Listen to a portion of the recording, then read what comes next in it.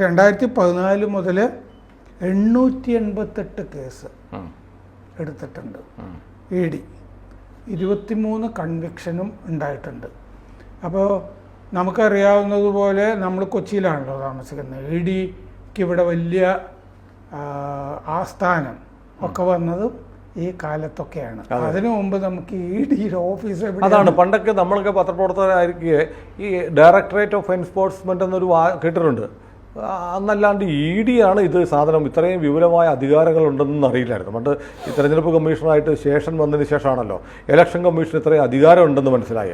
എന്ന് പറയുന്ന പോലെ ED സാറിൻ്റെയൊക്കെ ഈ മാധ്യമപ്രവർത്തനം തുടങ്ങുന്ന സമയത്ത് ഇതുപോലെ ഒരു കേന്ദ്ര ഏജൻസി വന്ന് കള്ളപ്പണവും അനധികൃത മണി ലൗണ്ടറിങ്ങും ഒക്കെ നടത്തുന്ന ആളുകളെ പിടിക്കുന്നതൊക്കെ കണ്ടിട്ടുണ്ടോ?